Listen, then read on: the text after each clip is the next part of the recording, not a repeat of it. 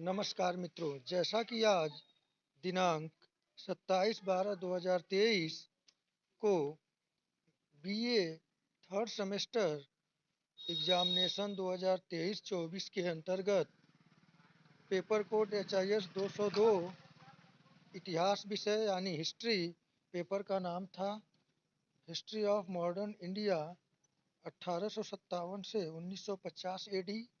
Paper ID था 1136 यानी 1136, जो आज हुआ है दीनदयाल उपाध्याय गोरखपुर विश्वविद्यालय का। जो पेपर आया था, पेपर ठीक था। मैं मात्र 2 वीडियो और एक सिलेबस के माध्यम से यानी 3 वीडियो के माध्यम से पिछले साल कराया था। इस बार समय अवधि के कारण नहीं करा पाया, लेकिन अगर आप उसे सर्च करके देखे होंगे तो मैक्सिमम प्रश्न बने हैं। तो आइए देखते हैं। यदि आप चैनल पर नए हैं तो चैनल को लाइक, शेयर और सब्सक्राइब करना न भूलें। तो आइए पहला प्रश्न देखते हैं। पहला प्रश्न है, निम्नलिखित में से किस गवर्नर जनरल ने 1877 ईस्वी में दिल्ली दरबार का आयोजन किया? तो ये प्रश्न मैं आपको बताया हूँ कि जब 1878 में वर्नाकुलर प्रेस एक्ट यानी लॉर्ड लीटन का कार्यकाल अगर आपको याद हो तो आप तुरंत इसे कर लेंगे। इस प्रश्न का सही आंसर होगा ऑप्शन डी, लॉर्ड लीटन। प्रश्न संख्या दूसरा पूछा गया था, निम्नलिखित में से किस गवर्नर जनरल ने वर्नाकुलर प्रेस एक्ट लागू किया? ये भी आप जानते हैं, आप देखे होंगे, अभी कल ही मैं उसको भेजा था, उसमें लिंक को आप देखे होंगे लीटन को, क्योंकि पेपर का नाम ही पेपर में आपके सिलेबस में था ही लॉर्ड लीटन, रिपन और कर्जन।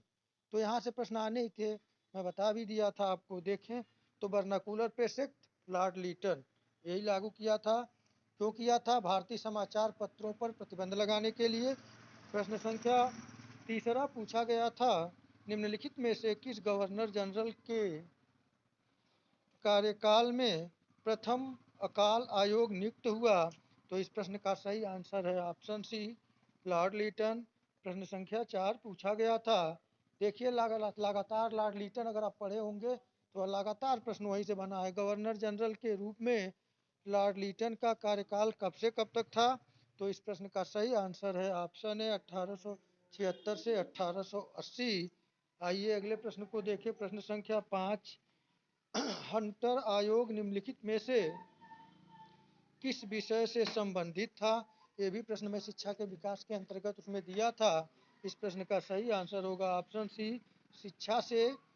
प्रश्न संख्या 6 पूछा गया था, इल्बर्ट बिल निम्नलिखित में से किस विषय से संबंधित था? ये भी मैं बताया था, लॉर्ड रिपन से संबंधित जो इल्बर्ट बिल विवाद था, उसमें लॉर्ड रिपन ने भारतीयों को भी अंग्रेजों की आपराधिक मुकदमे की जांच कर सकते थे, तो इसमें निर्णय दे सकते थे। तो सही आंसर यहाँ पे थोड़ा प्रश्न घुमाया है, इसका सही आंसर होगा ऑप्शन डी, न्यायपालिका से।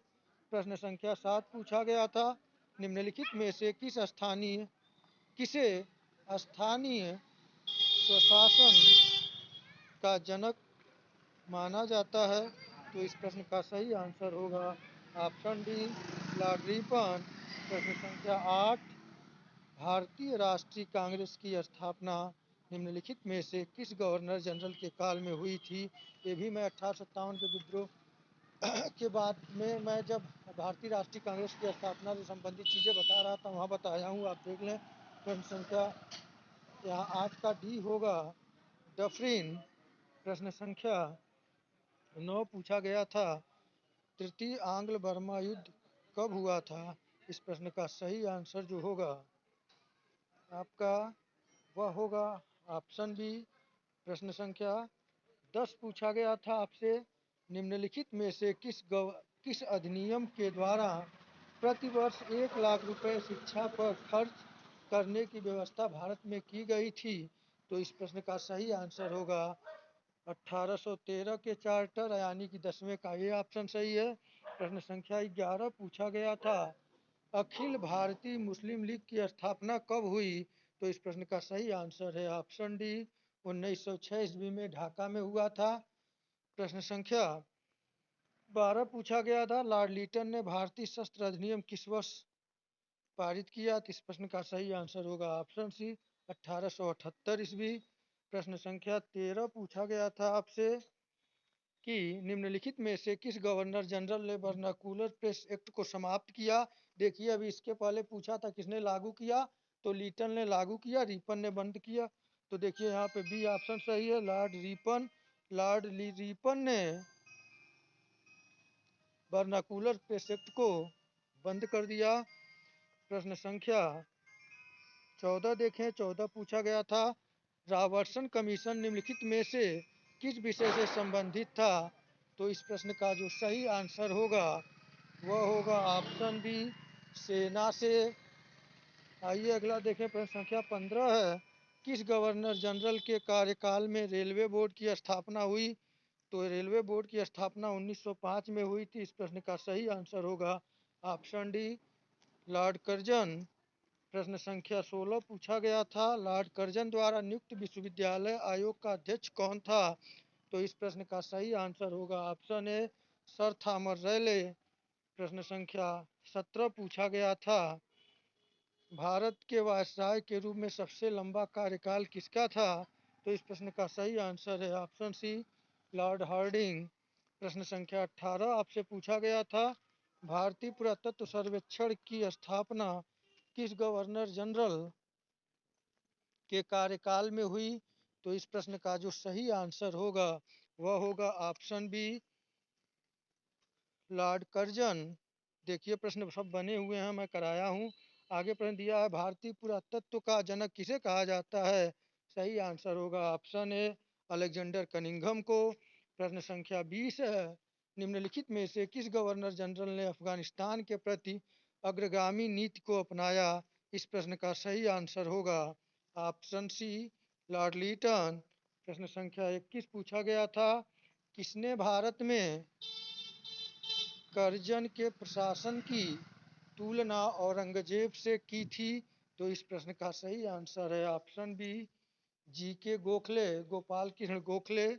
प्रश्न संख्या 22 आपसे पूछा गया था आसाम में पहली चाय कंपनी कब स्थापित हुई? तो इस प्रश्न का सही आंसर होगा ऑप्शन सी, 1839। प्रश्न संख्या 23 पूछा गया था अंग्रेजों ने भारत में प्रथम मदरसा कहाँ स्थापित किया? तो इस प्रश्न का सही आंसर होगा ऑप्शन डी, कलकत्ता। प्रश्न संख्या 24 पूछा गया था वाराणसी में प्रथम संस्कृत महाविद्यालय की स्थापना किसने की? तो इस प्रश्न का सही आंसर होगा ऑप्शन ए, जोनाथन डंकन ने। ये भी प्रश्न में कराया था, आप देख सकते हैं। प्रश्न संख्या 25 जो था निम्नलिखित में से किस अंग्रेज ने सर्वप्रथम भगवत गीता का अंग्रेजी में अनुवाद किया? तो इस प्रश्न का सही आंसर है ऑप्शन बी, चार्ल्स विल्किंस ने। प्रश्न संख्या 26 पूछा गया था चार्ल्स वुड का डिस्पैच निम्नलिखित में से किससे संबंधित था? ये भी प्रश्न में कराया, उसमें देख सकते हैं 1854 में चार्ल्स वुड के अध्यक्षता में वुड डिस्पैच आया था जिसका संबंध शिक्षा से था। इसे भारतीय शिक्षा का मैग्ना कार्टा भी कहते हैं। यानी 26 का सही आंसर होगा ऑप्शन बी, शिक्षा से। प्रश्न संख्या 27 पूछा गया था सैडलर आयोग संबंधित था? तो इस प्रश्न का सही आंसर होगा ऑप्शन बी, शिक्षा। प्रश्न संख्या 28 पूछा गया था लॉर्ड मैकाले संबंधित था? तो इस प्रश्न का जो सही आंसर होगा, आप देखें पूछा है आपसे कि लॉर्ड मैकाले संबंधित था, तो इस प्रश्न का सही आंसर होगा ऑप्शन बी, अंग्रेजी शिक्षा से। प्रश्न संख्या 29 पूछा गया था राष्ट्रीय शिक्षा परिषद की स्थापना कब हुई? तो इस प्रश्न का सही उत्तर है ऑप्शन डी, 15 अगस्त 1906। प्रश्न संख्या 30 पूछा गया था कि हंटर कमीशन के रिपोर्ट में हंटर कमीशन के रिपोर्ट में किसके विकास पर विशेष जोर दिया गया था? इस प्रश्न का सही आंसर है ऑप्शन डी, प्राइमरी शिक्षा पर।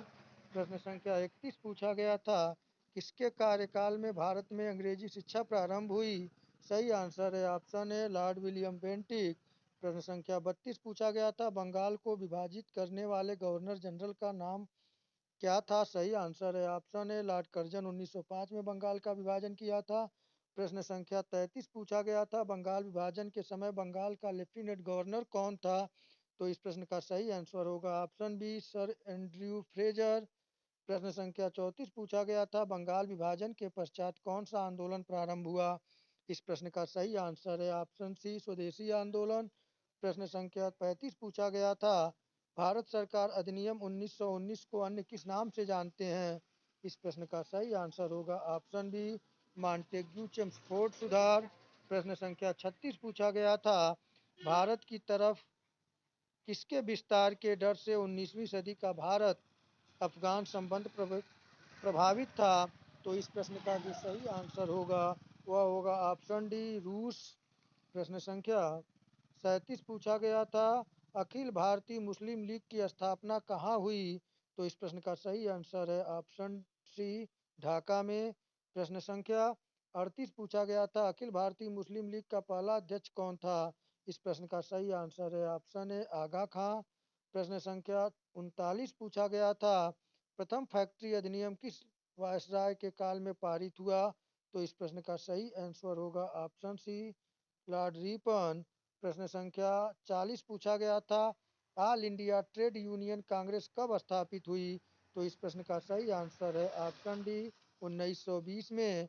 आइए आगे देखें, प्रश्न संख्या 41 पूछा गया था, देखिए प्रश्न घुमा के पूछा है, इल्बर्ट बिल विवाद किस सन में हुआ था? सही आंसर है ऑप्शन ए, 1883 ईस्वी में। आपको मैं बताया भी था कि लॉर्ड रिपन के समय इल्बर्ट बिल विवाद हुआ था। अगर लॉर्ड रिपन का कार्यकाल याद होगा तो प्रश्न कर लिए होंगे आप लोग। प्रश्न संख्या 42 पूछा गया था, स्ट्रेची आयोग की स्थापना किसने की थी? तो इस प्रश्न का सही आंसर होगा ऑप्शन डी, लॉर्ड लीटन। प्रश्न संख्या 43 पूछा गया था, इनमें से कौन सा बागान उद्योग विदेशी पूंजी से आरंभ हुआ? इस प्रश्न का सही आंसर है ऑप्शन सी, उपयुक्त दोनों, नील और चाय दोनों। प्रश्न संख्या 44 पूछा गया था, अंग्रेजी सरकार ने सैडलर आयोग कब नियुक्त किया? इस प्रश्न का सही आंसर है ऑप्शन सी, 1917। प्रश्न संख्या 45 पूछा गया था, सार्जेंट योजना किस वर्ष गठित की गई? इस प्रश्न का सही आंसर है ऑप्शन ए, 1944। प्रश्न संख्या 46 पूछा गया था, प्रथम बार मुस्लिम समुदाय के लिए पृथक प्रतिनिधित्व का उपबंध कब किया गया? इस प्रश्न का सही आंसर है ऑप्शन ए, 1909 का अधिनियम, जिसे मार्लिमिंटो सुधार के नाम से जाना जाता है। प्रश्न संख्या 47 पूछा गया था, सांप्रदायिक समझौता किस वर्ष घोषित हुआ? इस प्रश्न का सही आंसर होगा ऑप्शन सी, 1932 में। ये सांप्रदायिक पंचायत जिसे पूना पैक्ट के नाम से, जिसके तहत पूना पैक्ट हुआ, गांधी और ये सांप्रदायिकता जो थी वह जिस प्रकार से मुस्लिम लीग 1909 में मुस्लिमों के लिए अलग प्रतिनिधित्व मिल गया, उसी तरह से भारत में हिंदुओं के अंतर्गत जो पिछड़े समुदाय थे, एससी एसटी थे, उनके दलितों की बात थी, उनके लिए द्वितीय गोल में, तीनों गोल में सम्मेलन में भाग लेने के फलस्वरूप अंबेडकर जी के प्रयास से हुआ था। उसके बाद भारत में एक और विभाजन की नींव पड़ने से बच गई, पूना पैक्ट हुआ था, तो यहाँ पे सांप्रदायिक समझौते का वर्ष घोषित हुआ था, तो 1932 सही होगा। प्रश्न संख्या 48 पूछा गया था, प्रत्यक्ष कार्रवाई दिवस की घोषणा किसने की? तो इस प्रश्न का सही आंसर होगा वह होगा ऑप्शन ए, जिन्ना ने। प्रश्न संख्या 49 पूछा गया था, हैदराबाद राज्य ने स्वतंत्र भारत में विलय पत्र पर कब हस्ताक्षर किया? तो इस प्रश्न का सही आंसर है ऑप्शन बी, 1948। और प्रश्न संख्या 50 पूछा गया था, तिनकठिया प्रणाली या तिनकठिया पद्धति संबंधित है? तो इस प्रश्न का सही आंसर है ऑप्शन बी, चंपारण सत्याग्रह से। जो तिनकठिया खेती होती थी तो उसमें गांधी जी ने चंपारण सत्याग्रह किया था, इसे लेकर नील बागान किसानों के नील है किसानों की दुख समस्या को लेकर। तो मित्रों, इस प्रकार इस 50 क्वेश्चन का मैं आंसर दिया हूँ, जो बीए थर्ड सेमेस्टर इतिहास second paper H I S 202 का यह प्रश्न पत्र था। तो यथासंभव मैं सभी प्रश्नों के हल सही सही दिया हूँ, और यदि त्रुटि हो तो उसे मानवीय भूल समझ के और आप उसे कमेंट के माध्यम से सूचना देंगे, और आप लोगों का इसी तरह लाड प्यार मिलता रहे। चैनल को आप लोग लाइक शेयर और सब्सक्राइब करना न भूलें। तो मित्रों, आज इतना ही। इसके बाद मैं और जो सेमेस्टर की परीक्षाएं हैं उसको लेकर आऊँगा, हिस्ट्री सब्जेक्ट का। तो मित्रों इतना ही, नमस्कार।